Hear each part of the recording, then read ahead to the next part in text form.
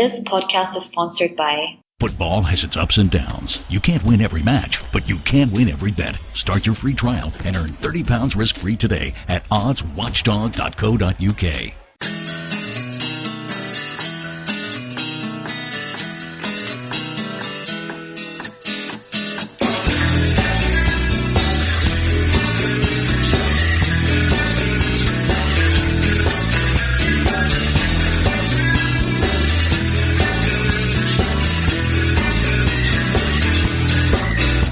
Hello and welcome to a special edition of the Gooner Ramble podcast. It's still the week after Chelsea. We're still a little bit depressed, so we thought we'd do an extra special podcast for you tonight to try and cheer you up. We've got a couple of special guests. First of all, we've got Amanda. Welcome. Evening. How are you, Clive? I'm not too bad. Thanks for getting my name in there. I forgot to say it myself. And you want to introduce our special guest, Amanda? I do. We've got a lovely special guest tonight. Ex-Arsenal, ex-Leicester, ex-England centre-forward, our own Mr. Alan Smudger-Smith. Hello. How you doing, Amanda? Hi, I'm good. We're just very excited to have you on. You can imagine, can't you? I hope I can cheer some people up. I'm not sure I can, but, I'll have a good go. Well, we're sitting here smiling anyway, so that's a great start, right? So, but I'm afraid we got to start at the most latest traumatic Arsenal event and the Chelsea game. And really, I mean, my feeling post that game, and we already had our podcast, was really how Conte did very well against us, and I felt maybe Wenger was slightly outcoached. How did you see that game, Alan? Well, yeah, you can say that again. I mean, he was outcoached, but it's not exactly a new phenomenon, that, is it? I mean, Chelsea now remind me quite a lot of Arsenal under George Graham in that everybody knows exactly what they've got to do when the ball's in any given position on the pitch. When they've got the ball, they all know where each other are going to be. They work so hard at it through the week. That's obvious, and we did that under George. And it's the exact opposite now with Arsene Wenger. I mean, Arsene's never been that sort, but he had the best players in the country at one stage, and you could just go toe to toe with anybody and beat most of them. That's not the case now, as good as the squad is, and it's just so dispiriting to watch Arsenal go to Stamford Bridge, as they have many times over the last 10 years, and be so open and just to encourage Chelsea so much in the way that they did. Alan, do you think that we were prepared enough? I mean, we had Watford, and obviously we've discussed that on another podcast, but do you think giving them the day off was a good idea? Did George used to do that with you if you had a bad loss and a big game coming up? Yeah, he did do. I mean, sometimes players need a day off. I think a manager's got to gauge that. He'll look at the team and see what kind of mood they're in. I don't think that has decided Arsenal's fate, Amanda, on Saturday. I don't think that was the reason that they lost. It was obviously a crushing blow to lose to Watford, but you've got to try and bounce back, and you've got to go into the challenge with a set way of playing, an idea of how, first and foremost, you're going to stop Chelsea's danger men from having an effect. And Arsenal started quite well, but then for that 15-minute period or so in the first half, so much space for Hazard and Pedro, and you just wondered, well, haven't you anticipated this? Haven't you worked in the week on how to deny them space and time? And that clearly wasn't the case. I mean, it seemed very obvious to me that Chelsea are a counter-attacking team, and as the game developed, they were almost laughing at the space we left in the fullback areas and leaving our centre halves one-on-one. And it just questioned to me about the two sides of preparing for what you do on the ball and also preparing to stop the opposition. And it feels sometimes we don't work on the latter hard enough. Well, we don't, but how long have we been saying this for? It is just a record that's going round and round. Now, I don't think Arsene's going to change his ways at this late stage in his managerial career. So, if you want him to say, you've got to swallow that. I mean, the thing is, you say about Chelsea being a counter-attacking team, but Arsenal have got it in the makeup, and they have been in the past, a fantastic counter-attacking team. You obviously need pace for that, and the boys have got it. So if you can be nice and solid defensively, go into somewhere like Stamford Bridge, keep it nice and tight first 20, half an hour, and use the likes of Sanchez and Iwobi and Walcott on the break, but we didn't have that kind of game plan, and that's disappointing because we have got the ammunition to do exactly that. Yep. Can I ask you, sorry, as a centre forward, I seem to be in a minority on Twitter, Facebook, and amongst my friends that the first goal should have been a foul. I don't think it was. I think he just went for the ball. You have to jump with your arms. How else can you jump? I was there. I was actually in row 1, so I saw it. I didn't have anyone in front of me. And I watched Bellerin. Yeah, oh, did you? Yeah, great pictures. I watched Bellerin fall more than the ball go in the net. I was so concerned straight away that he was out for the count that I didn't even watch the ball go in the net. But I just seem to be in a very, very small minority. I don't think it was a foul, but what do you think? No, I didn't. I didn't think it was a foul. I mean, it is possible to get hurt and to not be fouled. And I think that's what happened there because Marcos Alonso, he got there first and he got there with force, but I don't think it was illegal force, so to speak. As you say, Amanda, the arm wasn't raised in a threatening manner. Yes, it caught him and then it toppled him over and come crashing to the floor, and that's what made it worse. But no, I didn't think it was a foul, and it was interesting. The boys up in the studio, in the Sky Studios, Thierry and Graham Souness didn't think it was a foul. I mean, you know, if you're an Arsenal fan, a lot of Arsenal fans anyway are going to claim in the way that Arsene Wenger did. But no, I thought he got a run at it, and he got there first and foremost, and got his head to it. What do you think, Clive? I don't know where you stand on this. I can't remember what you said. I thought it was a foul. I thought he led with his elbow. The reason why I thought it was a foul because he could see the player he was running towards. He had the run. He didn't need to lead with his elbow, and his elbow contacted his chin before he headed the ball. When I first saw it, I thought he just smashed him. You know, sometimes in football you get a free one where you can smash the ball or you can smash the player, and because you get the ball first, no one cares about what you do to the player. Well, that was football in the old days. I thought he smashed him, but it's very difficult in the ground. Everyone who went in the game actually said it looked like a normal goal. Yeah, it did to me. Yeah. To me, I mean, he's got his eyes fixed firmly on the ball. He has. Bellerin, and so I don't think he's led with his arm with any malicious intent. No, I agree with that. An elbow, you know, I think just like the forearm caught him, but no, I didn't think it was a foul. I really didn't. Yeah, well, fair enough. Most people say that, so maybe we're just so myopic in one eye. Not me. Or just me. I'm the only unbiased one.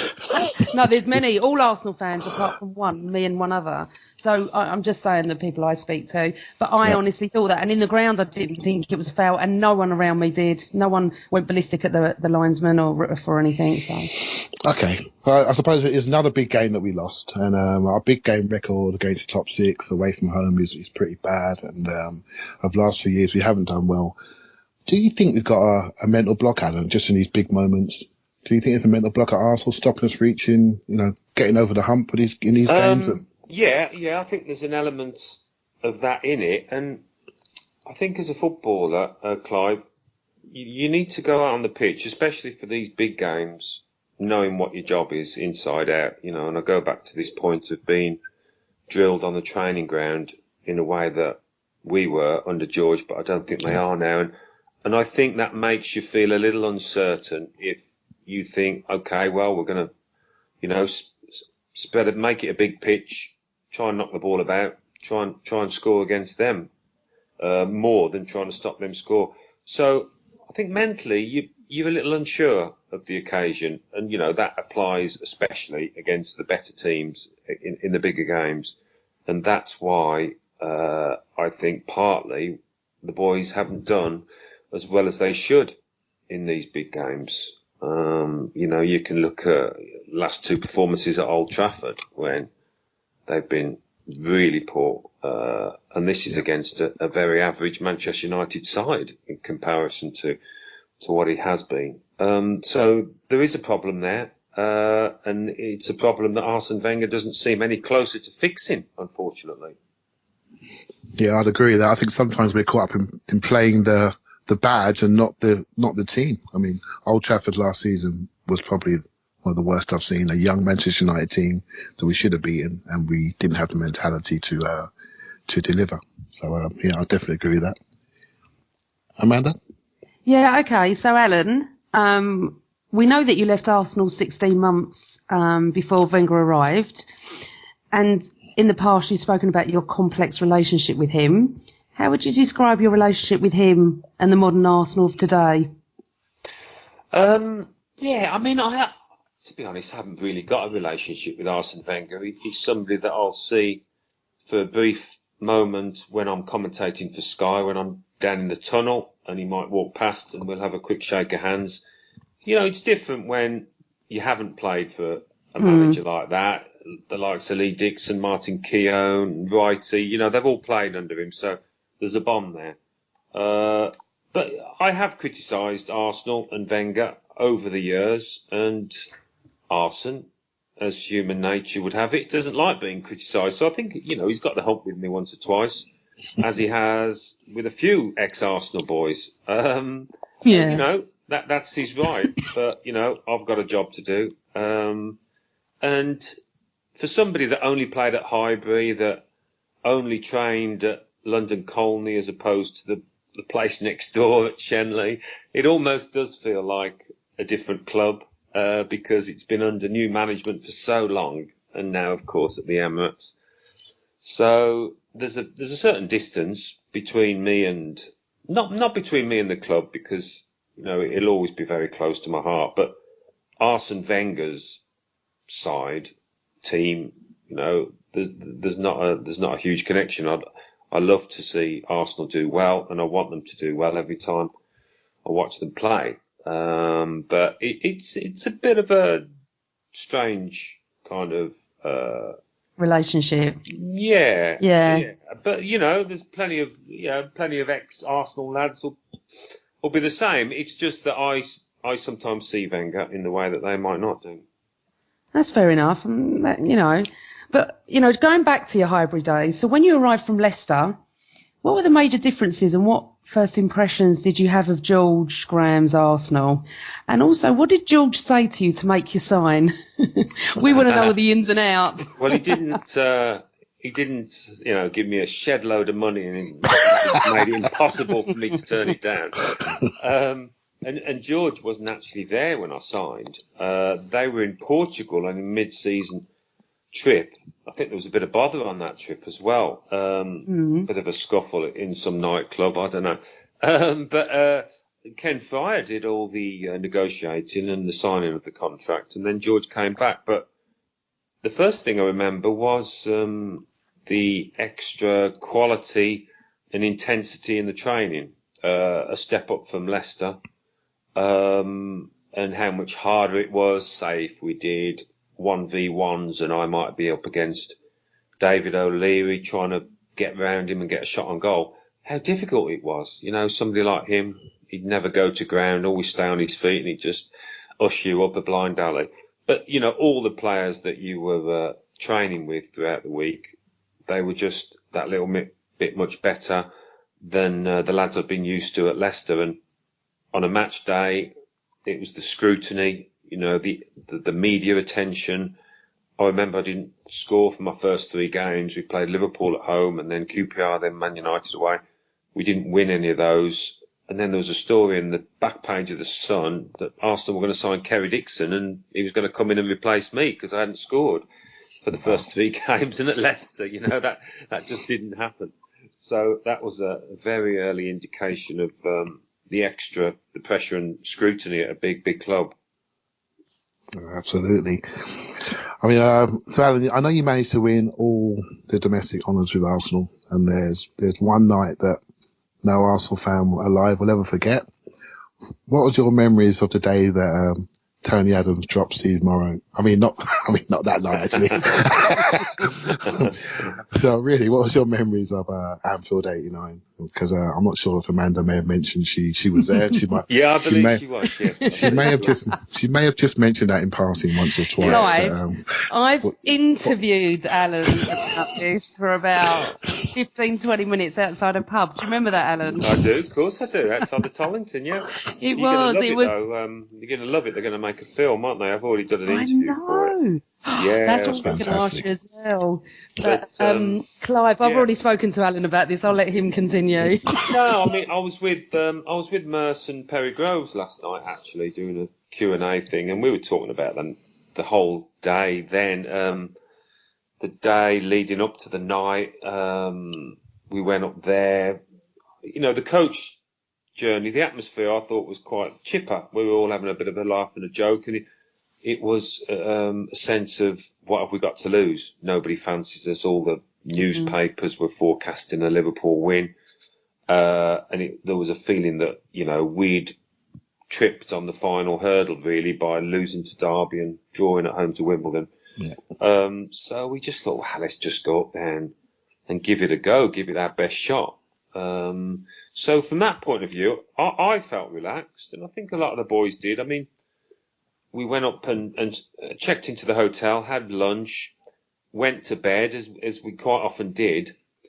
I mean, it was interesting. We just travelled up on the day of the game, so we had lunch, went to bed, and I was sharing with David O'Leary. He was my first roommate at Arsenal, and we both slept like babies that day. And good couple of hours of solid sleep. Woke up and felt $1 million. And quite a few of the boys, when we met back downstairs for tea and toast, they'd all had a nice kip. So we went along to Anfield just in a good frame of mind, I think. And George set us up brilliantly, both at the hotel and then in the dressing room with his team talk. He laid it out very plainly what he wanted from us. And of course we changed our system, 3 at the back, which was a bit foreign to us, but we'd worked on it at Old Trafford, hadn't we? And we worked on it in training. And he emphasised he just wanted us, make sure you keep a clean sheet. Don't worry if you don't score in the first half. As long as we don't concede, we're still in it. We're very much in it. But even so, we came in at half time, and I think quite a few of us felt a little bit down because we hadn't had a chance to score. Baldy had the header, not an easy chance, but that was about all we created in the first half. And we came in feeling a little bit dejected. But again, George lifted us and said, brilliant, all going according to plan, clean sheet. Let's just push on a bit more now. Let's get Lee and Nigel up the flanks a bit more, be more attacking, more adventurous. And that first goal will soon come. It was as if he'd got a crystal ball. He predicted it almost exactly. And I got that goal early on in the second half. You did touch it though, Alan. Yes, you definitely touched it. Just about to say that. I did. It's funny because sorry, Amanda, go on. No, every Liverpool fan I know says to me, I want you to ask him if he touched it. Yeah. I said, he did touch it. I've already asked him that. Yeah. Do you know what? Merce said something to me last night, which I hadn't realised. Phil Thompson was the reserve team manager at the time. And I think he was on the bench. And Kenny Dalglish, after I'd scored, said, Tomo, go downstairs, look at the replay to see if he touched it or not. And Tomo went downstairs and looked at the replay about 6 times. He came back and Kenny went, well, did he touch it? And he went, yeah, boss, I'm afraid he did. So even they realised from the replay that it was a clear connection and the thing is, helped though, the ball on. I remember, because I don't remember last week, but I remember everything, as you know, about that day and night, that you had mud on your cheek that came from that ball. So there's no doubt in my mind. I had mud on the cheek, yeah. I don't know if it came from the ball or not. It did, Alan, it did. Did it? Okay, it came from the ball. We'll have that. All right. But Amanda knows, even though you was doing it. It was a free kick that we used to practice in training all the time, but it never used to come off on a match day. But thankfully, it did on this. I mean, Tony was supposed to peel around the back of me and Baldy, and we used to bomb in. in the end, Tony ignored that and he just threw himself at the ball, got nowhere near it, but kind of created a diversion, and I sneaked in. So a free kick that we put so many hours into on the training pitch finally did pay off. Yeah, and of course it headed towards the end of the game, and obviously you played a big part in the winning goal as well. I suppose being a drill team, I mean, it must have given you a confidence this actually is working out. I mean, what was your memory of the actual winning goal? Well, the crowd had been whistling for so long. I mean, we didn't know. We'd got the old signs from the bench as to how many minutes were left, but you're never sure. There was no clock in the ground. So when Lukey threw it out to Lee, I couldn't believe it. I thought, why haven't you just launched it? But he threw it, and Lee obviously had to get it upfield pretty quickly, and he was always going to try and hit me. So I just went into the channel to show fit, and I just remember thinking I've got to try and turn first time with it, take the touch and turn in one movement, because the whistle could go at any minute. So it was a bit of a risk, but I managed to pull it off. The touch was pretty perfect, how I wanted it to be. And I just saw a kind of flash of a yellow shirt in my peripheral vision and poked it forward towards this shirt, and it was Mickey. And after that, it sounds a cliche, but it did seem to happen in slow motion. I'm kind of running 10 yards behind, seeing the whole picture unfold, the players closing in, about to get a tackle in, and Mickey taking his time as he always did. And he was determined that he was going to wait for Grobbelaar to make his move before Mickey made his.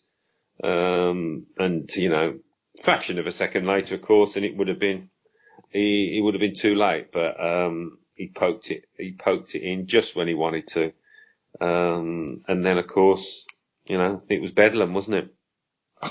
It certainly was. Yeah, you could say that. I mean, what you don't realise in North London for the next 3 days, it just was crazy. On the Saturday, because it's a Friday night game, one of the first live games on a Friday night. Then you had the Saturday, we was all outside the Gunners pub on the Saturday. Then it was a bank holiday weekend, so we was out on the Sunday. Yeah, we were. And then we had the official day on, I think it was on the Monday.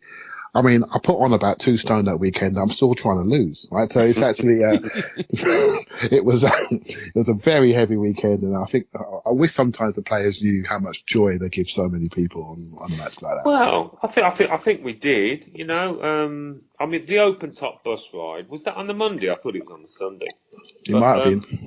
Well, it must have been Sunday because it was Friday night, wasn't it? I think it was Sunday. I mean, that was Tony was sat on the steps of Highbury about 7 o'clock in the morning. He'd just been out all night and he didn't know what time of day it was. So I think we were due to gather at 10 at Highbury. But to see the people turn. Oh, hold on a minute. Let me just shut that off. To see the people turn out that day, it was incredible. The numbers hanging out the windows and everything. And then as we came out on the balcony at Islington Town Hall, it was a sight to see. It was just amazing. So none of us will ever forget that. No. I was 19. I can't ever forget that. It was just amazing. I remember, Clive, that when I was coming home from Liverpool, we took a wrong turn on the M1 or wherever we were. We ended up going back up north, came back down, and on the M25, and this is no word of a lie, we were next to the coach that Alan was in. I think you pulled off to go to London Colney or Southgate or somewhere because you pulled off and we continued on to Essex. And all I remember in my memory is Nigel Winterburn jumping up and down. We were banging on our windows, but obviously you couldn't see us, All of you were going mad. It was just amazing. No, we could see a lot of the cars coming past, Amanda. We were looking out and everyone hanging out the windows and the sunroofs and everything. I think, a lot of cars would overtake and then slow down and overtake again, and we were waving. And I mean, that journey went like a flash. It seemed like it lasted about 5 minutes. And George Graham came to the back of the coach, which he would never normally do, and had a drink with all the lads. And you knew it was a special occasion when that happened. But I think the coach dropped us off.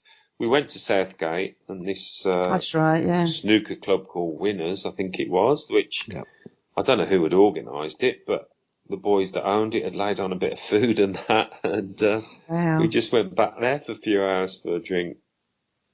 Fantastic.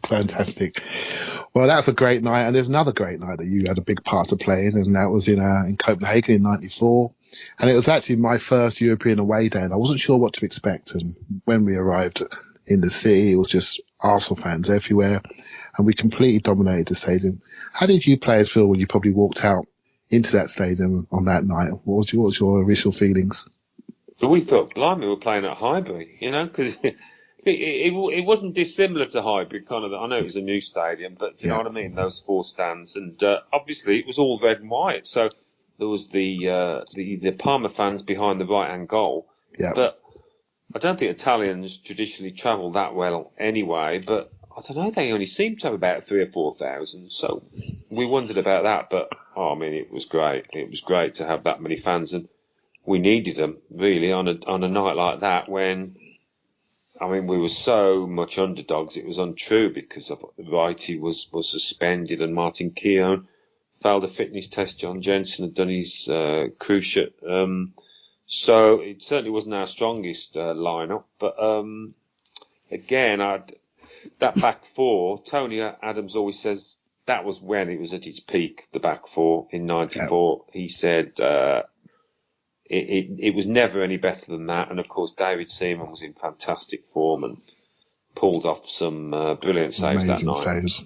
Yeah. Yep. So when I got the goal, you always fancied us. I look back on a short clip of the match the other day, and I'd forgotten how many chances they had, actually. They hit the post and the bar, I think, didn't they? And as I say, Dave Seaman pulled off some great stops. It really was one-way traffic. I can't remember having us having another chance really in the match after my goal. So proper back to the wall stuff. It really was a strange night because they had Brolin, they had Zola, they had Asprilla, all at their peaks, and we were under strength, as you say. But when you score, which is a great goal by the way, when you score. Honestly, all us Arsenal fans thought, that's it, we're going to win. And we just started celebrating. No right to celebrate. We had about an hour or so to go, but we were so well drilled at the time that we just felt, this is it, it's over. That was the original 1-0 to the Arsenal days, weren't they? I think it started in Paris in the semi-final, and it gives you so much confidence as a player to have a defence like that, and if you can nick a goal, no matter who you're playing against, and it just goes to show what organisation does for you, because Merce and Kev Campbell either side of me, it was supposed to be a 4-3-3, but they spent most of the night chasing back and protecting Lee and Nigel, and that midfield three. What was it? Paul Davies, Ian Selly, and Dave Hillier, was it? Dave Hillier, yeah, Dave Hillier played. Dave Hillier, I think so. Far from our strongest midfield, but everybody worked the socks off, and when you got something to hold on to, it gives you extra bit of energy. So it was a fantastic night for all of us. It feels sort of strange actually that George seems to be almost like, at the time he was like a one-off with his organisation and his strategy, but actually if he was around today, he's doing a lot of what Conte's doing. Yeah, he's doing a lot of what Mourinho's doing. It's almost like George's way of managing, and maybe not somebody off the pitch stuff, but the way he constructs his teams is actually back in fashion. Would you say that? Well, I don't think it should have ever gone out of fashion. I spoke to George today, actually. How is he, Alan? How is he? He's fine. Yeah, he's fine. He's got a bad foot at the moment, but nothing too serious. He's just come back from Spain, where they had strong wind and rain and everything. They've had a few problems down there, haven't they? A few games have been cancelled. But no, he's okay. He's okay. But we were talking about that, the lack of organisation in defences in the Premier League these days. A lot of managers don't seem to work on it as much, but as you said, Clive, Conte certainly does, and Mourinho traditionally always has. And it's just a fantastic platform, isn't it, to be able to not play particularly well and still nick something. We knew what that was all about back in the day with Arsenal. You know what? I was thinking how amazing it would have been to have George for our defence and Wenger for our forwards, because it's exactly what we're missing. I don't feel like we've got any captains on the pitch. I don't feel like, Tony Adams in that team. Could you imagine, Alan, what he would only do to that team after Watford and games like that?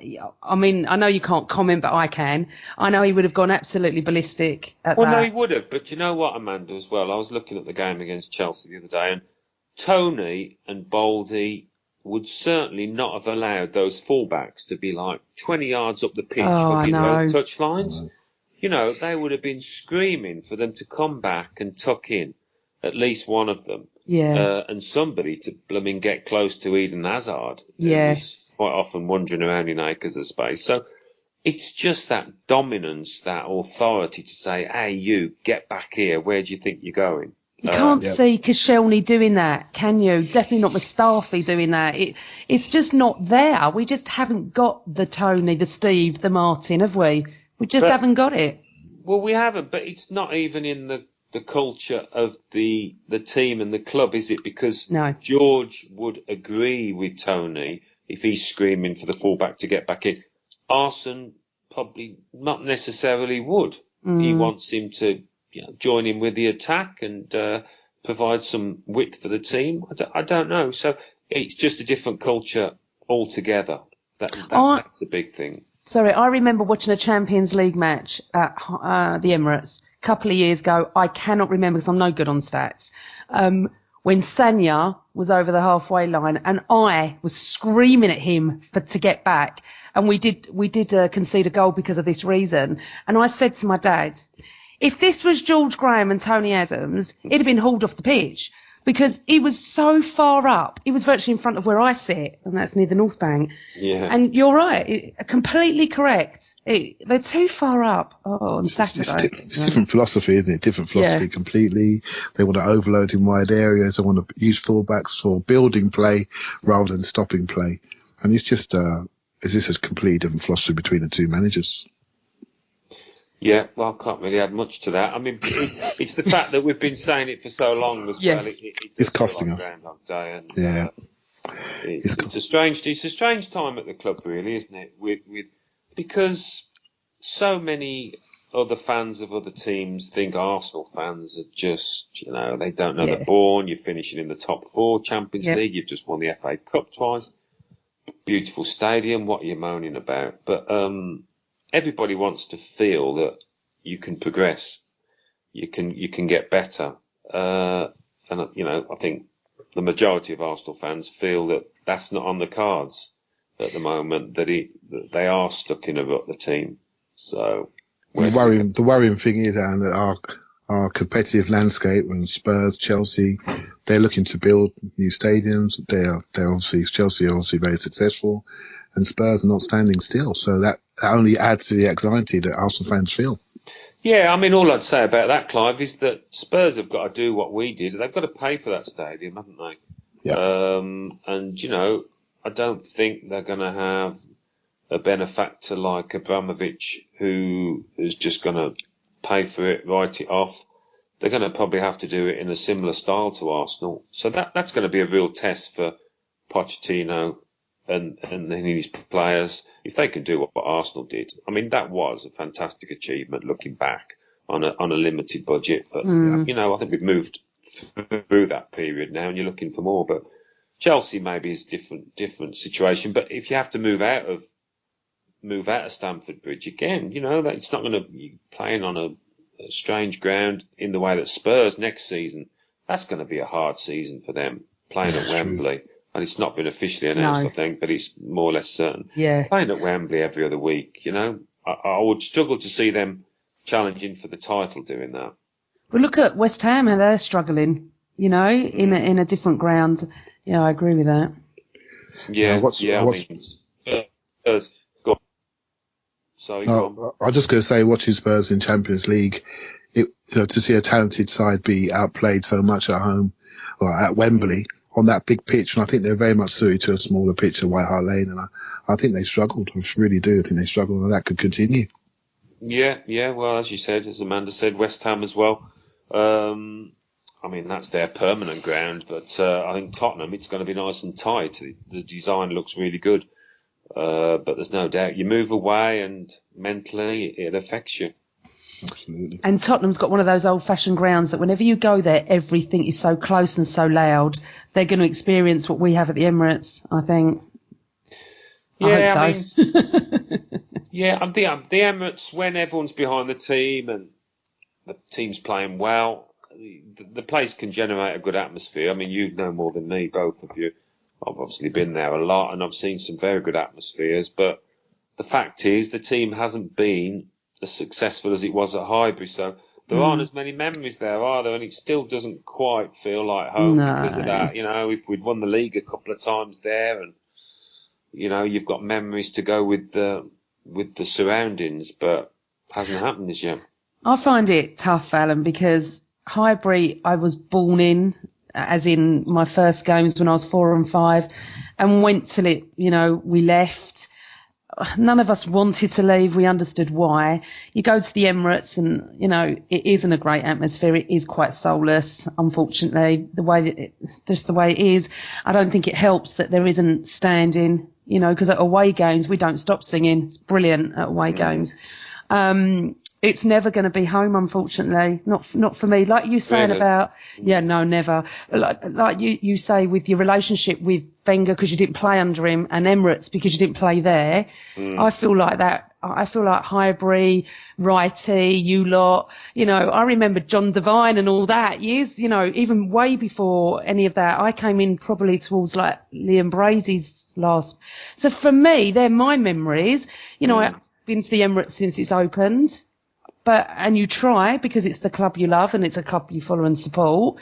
But no, there'll never be another Highbury. But you have to move on. You have no choice. Yeah, well, you do. You do. Yeah. You know, as I say, they've done a great job of actually funding it and paying for it and staying competitive. But it's going to be interesting to see what Tottenham's is like. You know, it's a slightly different design. They seem to put a lot of thought into it with that one stand behind the goal, the one tier of 17,000. Get all the home fans in there. So they've actually got an end, you know, and maybe it will bring a bit more character to the place. We'll see. You know, it's not easy though, is it? It's not an easy thing leaving behind all that history. Absolutely. I suppose, you know, from bringing it back to you, Alan, and bringing it back to your career, I suppose you had to move on at some point and actually retire by injury at the age of 32.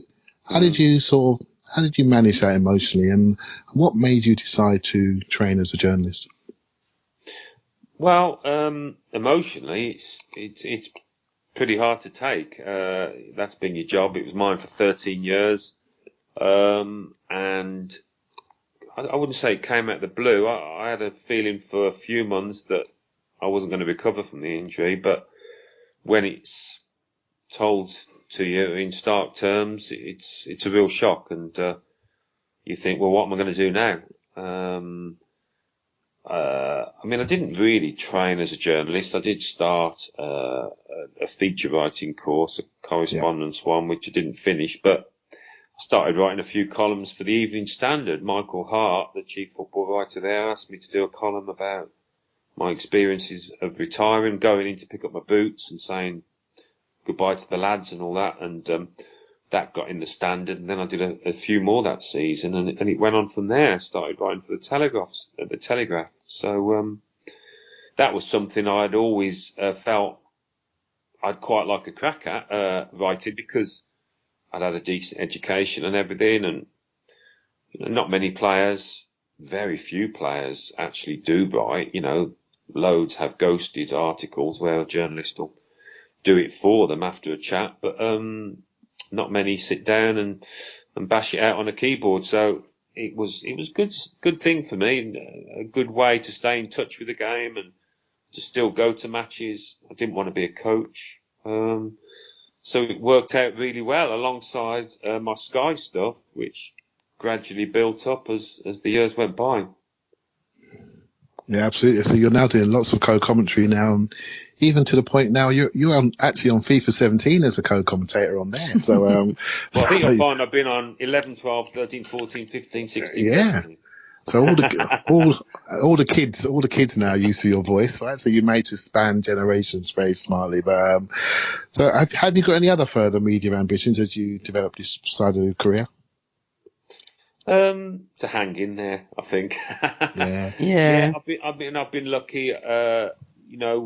Writing. Unfortunately, I don't write for the Telegraph anymore, but I did that for 20 years, and Sky has been the station to work for, hasn't it? With the majority of the football. So I've been very lucky in that I've been on board with that as well. And you just hope you can do it for as long as possible, because such a fantastic job. You're the envy of your mates going to all these games and getting paid to do it. I've had a great time so far, and I don't want it to end yet. And the FIFA stuff is wonderful because, as you say, every 8-year-old or whatever that plays FIFA, they all know you. So you're reaching out to another audience completely. There's a whole set of kids out there with a Midlands accent now. Do you know that? Yeah, all I am spelling the word. Yeah. Yeah, people recognise you just listening to your voice rather than looking at you. Isn't that the guy out of FIFA? I hear it all the time. Yeah, but it's cool though, isn't it? Because the kids that don't know who you are, and all the years that, we've had all great players, they haven't got a clue they are, have just come in when Wenger came in or were born when Wenger started. It's great that they know who you are, because the most iconic night has to be the 26th of May 1989. And how I judge when I meet people all over the world, whenever I'm out and about and I may have like an Arsenal T-shirt on or something, is when they say, oh, I'm a big Gooner. I always say to them, what happened on the 26th of May 1989 then? And if they don't, no, honestly, Clive, exactly what I'm like, because I take my football seriously, especially my club. And if they don't know it, I'm sorry, for me, at a certain age, you've got to, all right, 30 plus, say, you've got to know what that night is. And I remember meeting someone, actually, a good friend of mine who is a season ticket holder. I didn't know him then. And his wife said to me, oh, he's a big Gooner. I said, oh, is he? Let's wait and see. So I asked him that question. I said to him, okay, what happened? And he looked at me like I was mad. And he said, as if I wouldn't know what that night was. And I gave him a hug and I went, you're a proper Gooner. He wasn't there though, was he? No, he wasn't. You know what he said to me? He said to me, I was 8 or 9 years old, so obviously 10 years younger than me. He said, and I begged my dad to take us. He said, let alone we couldn't get a ticket. I just wanted to go. He said, I think he must have been 9 years old. Yeah, but excuse him, yeah. Yeah, I nearly lost my job over it because it was a Friday and we didn't get tickets till Monday or Tuesday. I remember saying to my boss, who was a West Ham fan, I think, at the time, I remember saying, I've got to have Friday off. I had a bit of an attitude, obviously. I was only 19, bit of an attitude. And he went, no, you can't. I went, well, we'll have to leave then. I said, because there is no way on earth I'm missing this game. And he went, you'd leave your job? I went, yeah, I'll get another one. And he went, just take the day off. You just disgust me. Honestly, he was that. There was no hesitation. I would have left my job. I was 19, so. Fighting a losing battle, he could see that, couldn't he? It was like, the look in my eyes were like, what? Sorry, see you. It's not, I wasn't even begging to take the day off. I just said, I've got tickets. Did you get there on time? Did you get to the match on time for kick-off? My dad, Alan, made us leave Essex at 9:30, I think, or 9:45 a.m. We all moaned at him. We all had a go at him, right? We then get to Anfield, 2, I think, right? There isn't a Gooner in sight. There is no one in sight except Scousers. We're dressed in yellow because obviously we all wore a bit of yellow and blue. And the London Thames TV, it wasn't ITV then, came up and said that you're the only Gooners. We got interviewed with Tom Watt. I'll never forget this, at 6 o'clock. There still wasn't hardly any Gooners there. And then when we got in the ground, people were still coming in up to half time because of the roadworks on the M6, I think it was. Yeah, my wife didn't get there till about 40 minutes in. Yeah, exactly. But we all moaned at my dad. Yeah. Who was right? So we had a great day. Yeah, I was there hours early. We had nothing to do. It was a hot day, wasn't it? It was in May. And, for me, and the guys take the mickey out of me. Everyone who knows me takes the mickey out of me. I don't care. It doesn't bother me in the slightest. Because it was the best night of an Arsenal fan's life, to go to Liverpool, who was like, Fort Knox, and do what you did. And you made us all very happy forever. For me. Yeah. It's pretty hard to beat that, isn't it? That a one-off match like that, and the way it ended, the final seconds, it is the stuff of Hollywood, isn't it? And it is. And you know what? No one as you said, you lot were all relaxed because no one expected you to do anything. None of us, I'm telling you, if any Gooner says to me now, well, I knew we were going to win that night, sorry, rubbish. Because no one through the 80s beat Liverpool anyway. No. They just didn't beat them. I mean, we just hoped you would always just lose 1 or 2-0, not anymore through Division 1 matches or whatever you called them those days. Yeah. But, to do what you did, and then I've got Man City friends that I've argued with about the Aguero goal, against QPR. And I said to them, you were at home against QPR. Regardless of the fact that you took the league away from United, you was at home against QPR. We went to Anfield, and we had to win by 2 clear goals. I'll always argue that. Yeah, no, well, yeah. I mean, it's just because it's more recent. It's the Premier League, and a lot of people don't remember '89. But I think that'll be on my tombstone now. Yeah, I think it will. But you know what? So, we've had a brilliant chat tonight. We've talked about old Arsenal, new Arsenal, and everything. So, what do you think the future of our club lies? Where do you see us going?